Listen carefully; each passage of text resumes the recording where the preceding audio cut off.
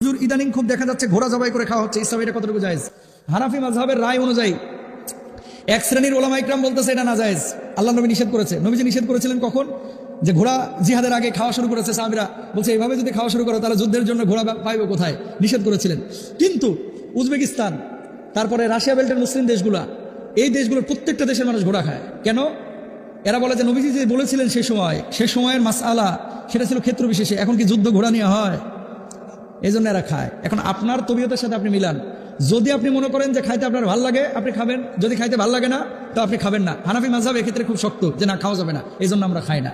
কিন্তু অন্যান্য মাযহাব এক্ষেত্রে শিথিল, এরা বলে যে খাওয়া যাবে, এই জন্য তারা খায়। তো মাসালাটা নিয়ে মতবিরোধ আছে। এখন আপনি কোন পক্ষে? আপনি আমার বলবেন হুজুর আপনি কি খাইছেন?